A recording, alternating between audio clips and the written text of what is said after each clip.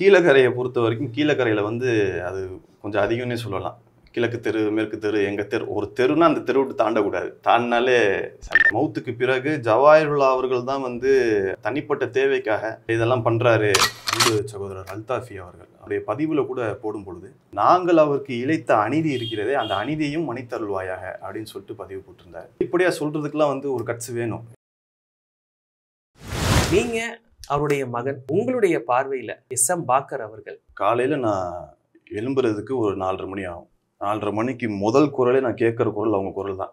ஏய் எந்திரா அப்படிம்பாங்க. அப்போ எந்திரிச்ச உடனே நான் கொஞ்ச நேரம் அப்படி உட்காந்து மூஞ்சி கைகள்லாம் கழுவிட்டு வரும்போது அவங்க தஹஜ்ஜுதுன்ற அந்த தொழுகையை தொழுவாங்க. ஃபஜருக்கு நான் தான் கூட்டு போவேன் அவங்கள பள்ளிக்கு. கூட்டு போகும்போது பல நேரங்களில் நான் ரூம்ல வந்து கிளம்பிட்டு இருக்கும்போது அழுகக்கூடிய சத்தம் கேட்கும். அது என்ன பண்ணுவாங்கன்னா, இறைவன்கிட்ட கையேந்தி துவா கேட்கும்போது அழுது தான் துவா கேட்பாங்க. அந்த அளவுக்கு ஒரு ஈமானிய வலுவுடைய ஒரு ஆள். பெரும்பாலும் சமுதாய ஒற்றுமை, ஒரு தலைமையின் கீழ் வந்து எல்லாரும் ஒன்றிணையணும், இந்த மாதிரியான சிந்தனைகளுடைய ஒரு மனிதர். மற்றபடி அல்லாஹ்வுடைய ரசூலை வந்து முழுமையாக பின்பற்ற வேண்டும் அப்படின்ற ஒரு ஆழமான சிந்தனை கொண்டவர். எப்படின்னா, அவர் நடக்கும் பொழுது கூட சில நேரங்கள் என்ன பண்ணுவாங்கன்னா, கையை பின்னாடி கட்டி நடப்பாங்க. அது வந்து ரசூல்லாவுடைய நடை. அது ரசூல்லாவுடைய நடை எப்படி இருக்கும்னா, கையை பின்னாடி கட்டிட்டு தலையை குனிஞ்சு நடப்பாங்க. அந்த மாதிரி சில நேரங்கள் நடப்பாங்க. இந்த முடி நீளமாக வரக்குறது தான் வந்து அல்லாஹ்வுடைய ரசூலுடைய ஹேர் ஸ்டைல் தான் அது. அதே மாதிரி வந்து அவங்க அந்த படுக்கக்கூடிய முறை, படுக்கும் பொழுது என்ன பண்ணுவாங்கன்னா, ஸ்ட்ரைட்டாக படுக்க மாட்டாங்க. குப்பாரம் படுக்கவே மாட்டாங்க. குப்பாந்து படுத்து நான் பார்த்ததே கிடையாது. அல்லாஹ்வுடைய ரசூல் வந்து வெறுத்த ஒரு முறை அது. குப்பாந்து படுக்காதீங்க அப்படின்னு சொல்லுவாங்க. அதுக்கு சில அறிவியல் பூர்வமான காரணங்கள் இருக்குது, அதுக்குள்ளே போவேன் நான். அதே மாதிரி வந்து ரசூல்லாவுக்கு பிடித்த முறை வந்து வலதுபுறம் சாஞ்சு படுக்கிறது. பெரும்பாலும் வலதுபுறம் தான் சாஞ்சு படுப்பாங்க. கபூரில் கூட நாங்கள் அடக்கம் பண்ணும்போது எல்லாருமே மையத்தை அடக்கம் பண்ணும்போது வலதுபுறம் சாச்சு தான் அடக்கம் பண்ணுவோம். ஸோ அதெல்லாம் பேஸ் பண்ணி அவங்க எப்பவுமே வலதுபுறம் தான் சாஞ்சு படுப்பாங்க. அந்த மாதிரி மார்க்கத்தை ரொம்ப ஆழமாக பின்பற்றப்படக்கூடிய ஒரு நபர் அவர். இது இல்லாமல் சமுதாய ரீதியாக நான் அவரை பார்த்து ரொம்ப வியந்தது வந்து, இப்போ உங்கள்கிட்ட ஒரு குறை இருக்குது அப்படின்னா அதை சொல்லணும்னு நினச்சாருன்னா கேமரா முன்னாடியும் சொல்லுவார், உங்கள்கிட்ட தனிப்பட்ட முறையிலும் சொல்லுவார். அந்த மாதிரி ஒரு சிந்தனை கொண்டவர். ஒரு ஒரு விஷயத்தை தட்டி கேட்கணும் அப்படின்னா அவர் பெரிய ஆள், அல்லது இவரை வச்சு ஒரு தேவை நமக்கு இருக்குது, அதனால இவர்கிட்ட இப்போ கேட்க வேணாம், அந்த மாதிரி யோசிக்கவே மாட்டாங்க. எந்த தேவைகள் இருந்தாலும் சரி, எவ்வளோ பெரிய ஆளாக இருந்தாலும் சரி, இது தவறுனா தவறு. ஒரு நபரை நேசிப்பதாக இருந்தால் அல்லாஹும் அல்லாஹ்வுடைய ரசூலுக்காகவும் நேசிப்பேன். அவங்கள வெறுக்கிறதா இருந்தாலும் அல்லாஹும் அல்லாஹ்வுடைய ரசூலை எதை வெறுத்தாங்களோ அதை வெறுப்பேன் அப்படின்ற ஒரு சிந்தனை கொண்ட ஒரு நபர். எல்லாருமே வந்து ஆரம்ப கட்டங்களில் இஸ்லாமிய சமூகம் வந்து தனித்து நிற்க வேண்டும், தனியாக ஒரு பலமோடு இருக்க வேண்டும் அப்படின்னு சொல்லிக்கிட்டு இருந்த காலகட்டங்களில், இல்லை நம்ம பொதுமைய நீரோட்டத்தோடு இருக்கணும். ஏன் அப்படின்னா, தனித்து நிற்கும்போது நம்ம பலவீனமாக இருப்போம் அப்படின்றத வந்து ரொம்ப ஆழமாக சொல்லி, அது மார்க்க ரீதியாக அதை புரிதலை மக்களுக்கு ஏற்படுத்தினதில் ஒரு பெரும் பங்கு இப்பொழுது உள்ள சமுதாய தலைவர்களாக ஜவாஹிருல்லாஹா இருக்கட்டும், ஹைதர் அலியாக இருக்கட்டும், பி ஜெயினுல்லதீனா இருக்கட்டும், இது ஆரம்ப காலகட்டங்களில் மக்கள் மத்தியில், குறிப்பாக இளைஞர்கள் மத்தியில் கொண்டு போய் சேர்த்த ஒரு பெரும் பங்கு எஸ்.எம். பாக்கருக்கு உண்டு. அதை பற்றின சிந்தனைகளை வந்து எங்களுக்கெல்லாம் விதைச்சிருக்காங்க. ஆரம்ப கட்டங்களில் இருந்தே அந்த மாதிரியான சமூக ரீதியான சிந்தனைகளை வந்து விதைச்சு தான் எங்களெல்லாம் வார்த்தெடுத்து அழகு பார்த்துருக்காங்க. பாக்கர் அவருடைய திருமணம் அன்னைக்கு இருந்த காலகட்டத்திலேயே வந்து பயங்கரமாக பேசினதாக கேள்விப்பட்டிருக்கேன் நான். எல்லா ஊர்லேயுமே அந்த காலகட்டங்களில் அந்த ஒரு குல பெருமைங்கிறது இருக்கும். எங்கள் தெரு தான் அப்படின்ற மாதிரி ஒரு இது இருக்கும். கீழக்கரையை பொறுத்த வரைக்கும் கீழக்கரையில் வந்து அது கொஞ்சம் அதிகம்னே சொல்லலாம். கிழக்கு தெரு, மேற்கு தெரு, எங்கள் தெரு, ஒரு தெருன்னா அந்த தெரு விட்டு தாண்டக்கூடாது. தாண்டினாலே சண்டை. இவர் போய் சம்மந்தமில்லாத ஒரு ஊரில் போய் ஒரு நபரை முடித்தாங்க. என் தாயை இக்ராமுல்லா பேகம் சொல்லிட்டு அவங்கள முடித்தாங்க. முடிக்கும் பொழுது பெரிய எதிர்ப்பு, சாதாரண எதிர்ப்பு இல்லை. யாருமே வந்து ஒத்துக்கலை, திருமணத்துக்கு வரக்கூடாதுன்னு நினச்சாங்க. பெரிய எதிர்ப்பு அலைகளை சந்தித்து தான் வந்து அந்த திருமணம் நடந்துச்சு.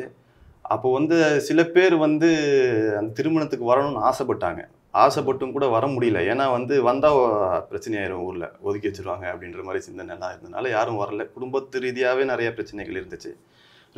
நெருங்கின இரத்த உறவுகள் பெரிய பிரச்சனை இல்லை, அவங்களாம் கொஞ்சம் சப்போர்ட்டாக தான் இருந்தாங்க.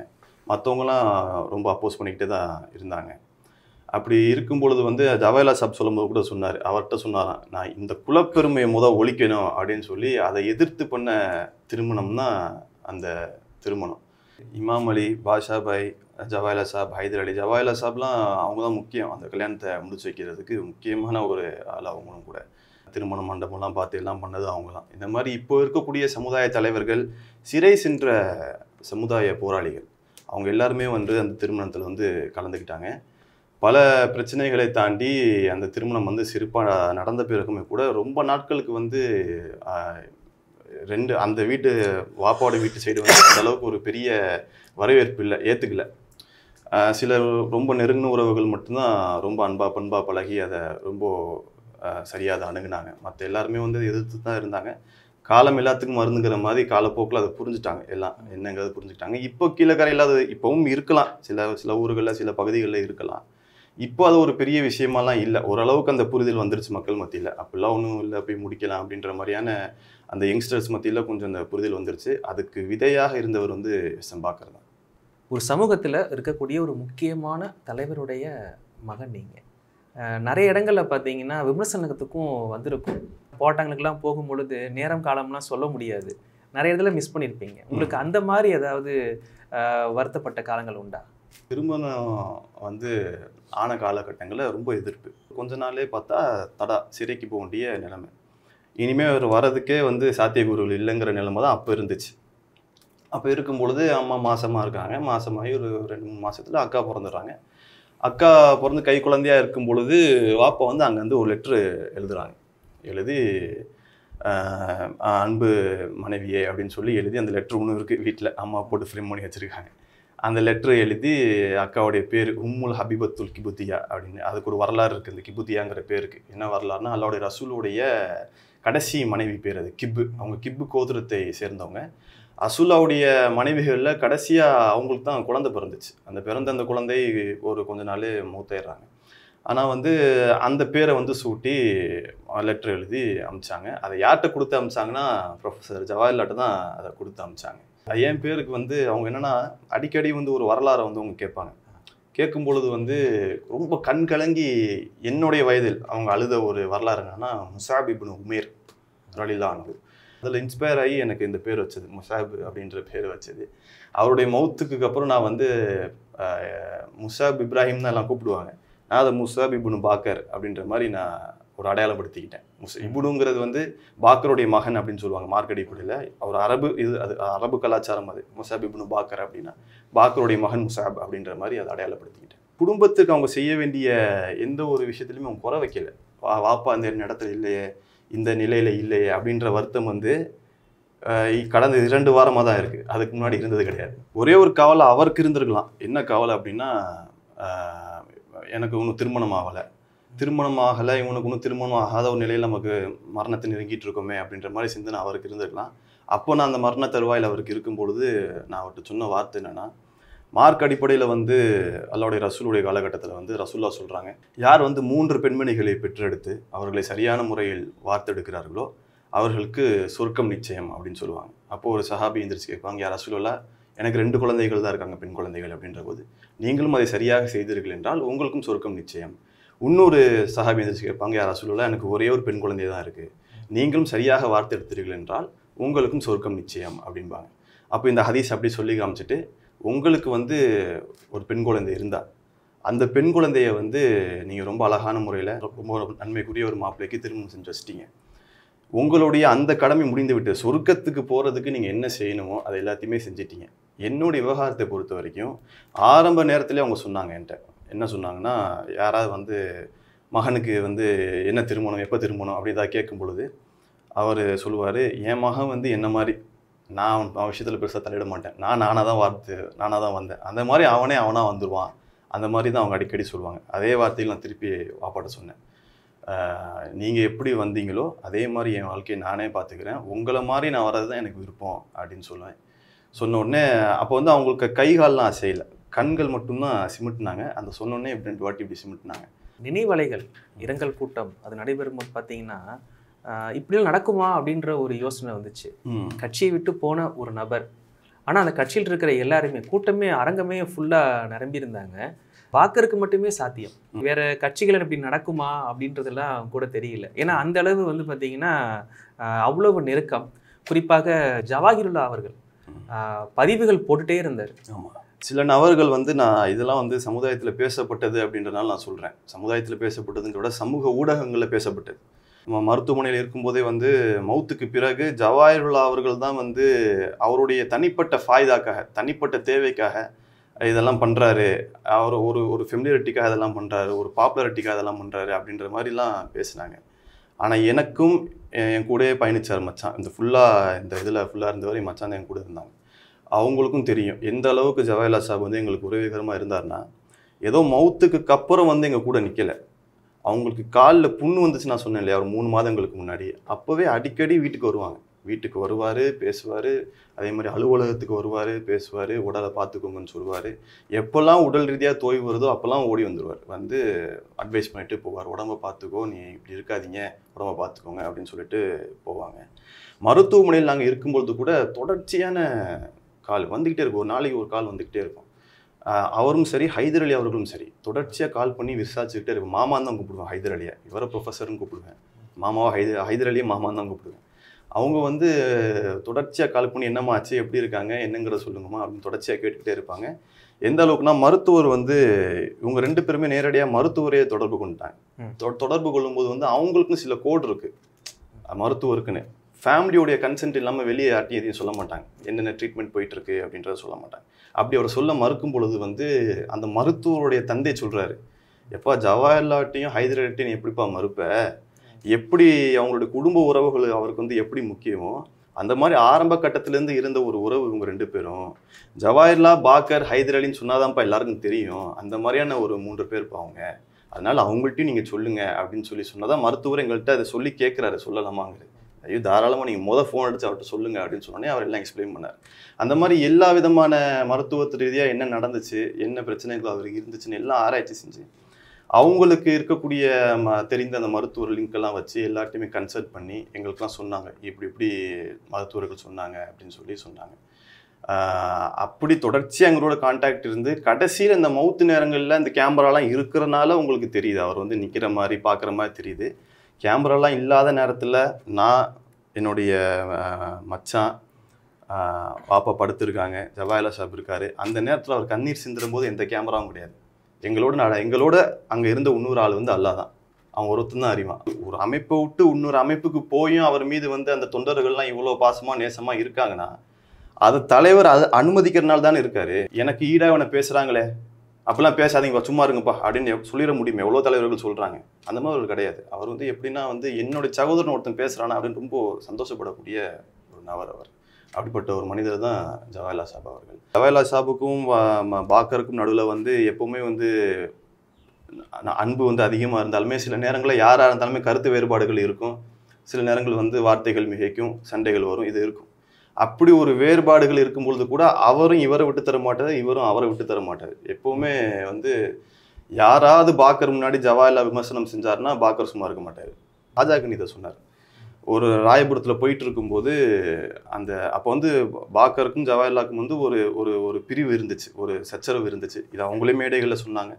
அப்போ போயிட்டு இருக்கும்போது இந்த ராயபுரம் வந்து தாண்டும் போது அந்த மண்டபத்தை பார்க்கும்போது இங்கே தான் பாக்கருக்கு திருமணம் பண்ணும் அப்படின்னு சொல்லி சிரிச்சாரு அப்படின்னு சொல்லி ஹாஜாகனி சொன்னார். அப்போ அந்த நேரத்தில் கூட தன்னுடைய சகோதரனை வந்து ஜவாஹர்லால் சாஹிப் வந்து மறக்கலை அப்படின்னு சொல்லி ஹாஜாகனி சொன்னார். அதே மாதிரி வந்து இன்னும் ஓப்பனாக சொல்லணும்னா அந்த நினைவலைகள் நிகழ்ச்சியில் பேசும்பொழுது 3-4 நபர்கள் வந்து தமுகலேருந்து பிரிஞ்சாங்க.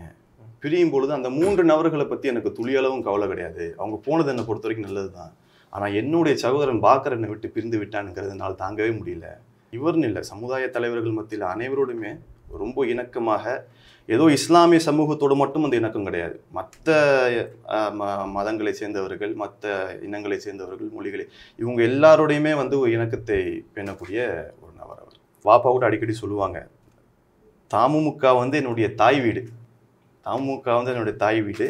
ஜவாஹர்லால் அவர்கள் வந்து நான் அவருக்கு கீழே பணி செய்யும்போது எனக்கு தலைவராக இருந்தவர், இப்பொழுதும் அவர் எனக்கு தலைவர் தான் அப்படின்னு சொல்லிட்டு இந்திய தௌஹீத் ஜமாத் ஆரம்பித்து அதில் தலைவராக இருக்கக்கூடிய ஒரு தலைவர் இன்னொரு தலைவர்னு சொல்கிற அளவுக்கு அவங்க 2 பேருக்குள்ளேயும் ஒரு இணக்கமான ஒரு தொடர்பு உண்டு. எஸ்.எம். பாக்கர் அவருடைய உடல் வைக்கப்பட்ட இடம் கூட்டம் நிறைய இருந்தது, ஏகப்பட்ட மக்கள். அதே வேளையில் இவருடைய இறப்பு செய்தி கேட்டு எதிரில் இருந்தவர்கள் கூட வந்து அவர்களுக்கு மரியாதை செலுத்திட்டு போகிறத வந்து பார்க்க முடியுது. அவங்களுடைய உன்னதமான பண்புகளில் ஒன்று என்னென்னா, கொள்கை ரீதியாக வந்து பிரிவு இருந்தாலும் வந்து அந்த மனிதரை வெறுக்க மாட்டார். அது யாராக இருந்தாலும் சரி, ஆர்எஸ்எஸ் காரனாக இருந்தாலும் சரி. ரவிக்குமார்னு ஒருத்தர் இருக்காரு.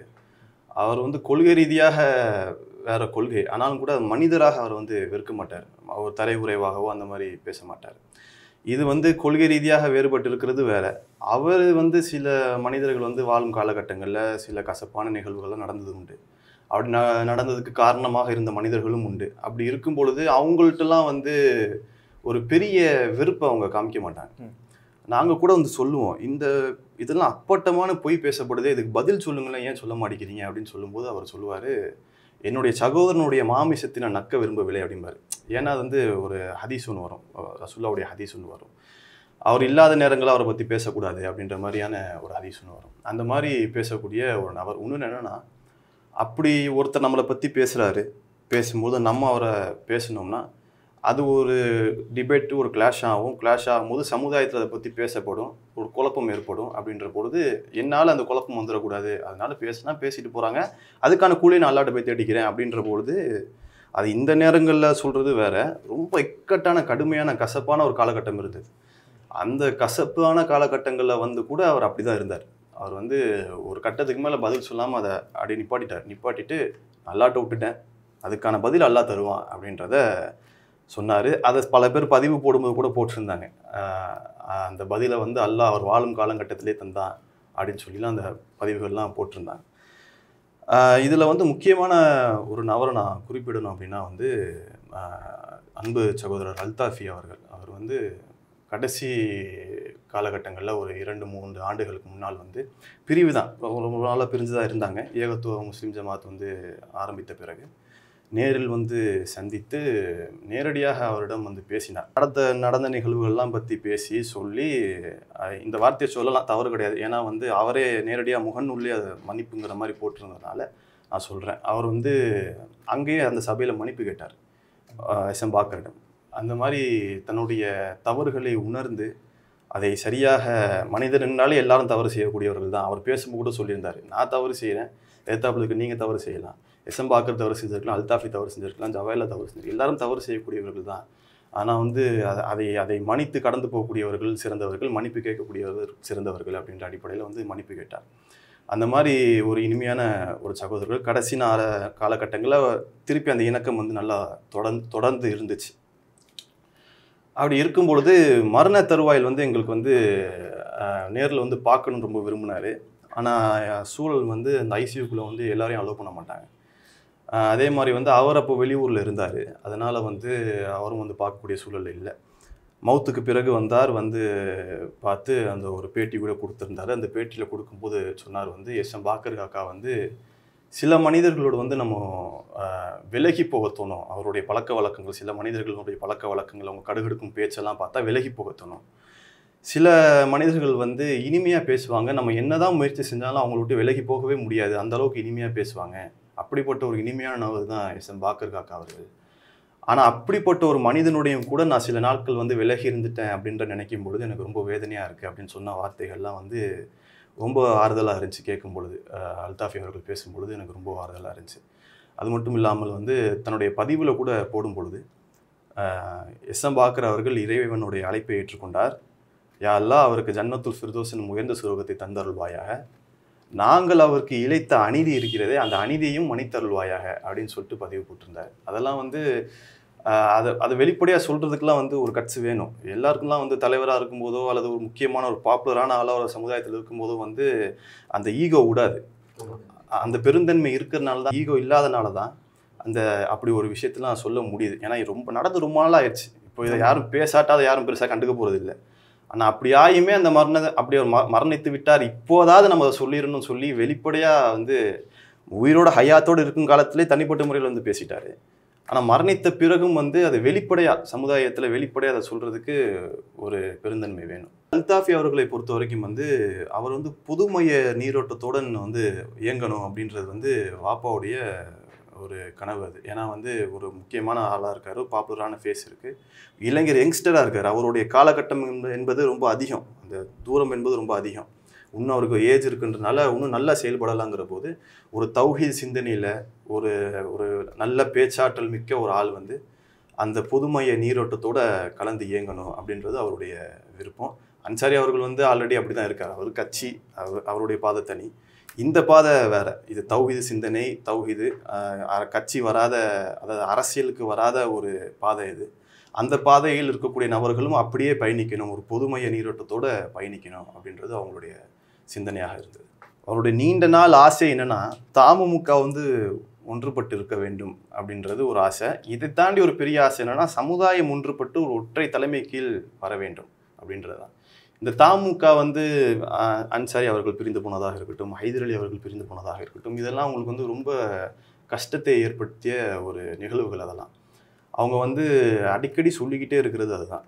மீண்டும் வந்து இவங்க எல்லாரும் ஒன்றாக இணைந்து பயணிக்கணும் அப்படின்றது தான் அவங்களுடைய மிக உன்னதமான விருப்பங்களில் ஒரு விருப்பம். என்னன்னா, ஒன்றுபட்ட தமுக மீண்டும் அமையணும் அப்படின்றது தான். அந்த மாதிரி வந்து அதனால தான் அது ஒரு தன்னுடைய தாய் வீடாக அதை பார்ப்பதனால தான் அது மேலே இவ்வளோ அக்கறை. அந்த தாய் வீடு அவருக்கு என்ன செய்யணுமோ, தன் மகனை இழக்கும் பொழுது தாய் வீடு என்ன செய்யுமோ அதை அனைத்தும் தமுக செய்தது. அதுக்கு வந்து நாங்கள் நன்றி கடன்பட்டு இருக்கிறோம். சைலேந்தர் பாபுவோடு நேரடியாக போய் சண்டை போட்டு கீழே உருண்டு பிறண்டு சண்டை போட்டு நிகழ்வுலாம் சண்டை போட்டாங்க. இந்த மீடியாவுக்கு அவர் வந்து ஆரம்பத்தில் ரொம்ப முனைப்பாக செயல்படும் போது நிறைய எதிர்ப்பு வந்துச்சு. இது ஹராம், இது செய்யக்கூடாது அப்படின்னு. நீங்கள் வந்து கமலஹாசனை எதிர்த்து விடுவீர்களா அப்படின்னு சத்தமிட்டு சொன்னார். அப்படி சொல்லும் போது அந்த சபையை அமைதியாக இருந்துச்சு. அப்போ ஒரே ஒரு குரல் ஓங்கி ஒலித்தது, கமலஹாசன் அல்லாவோட பெரிய ஆளாடா அப்படின்னு ஒரு குரல் ஓங்கி ஒலித்தது. அந்த குரல் எஸ்.எம். பாக்கருடைய குரல்.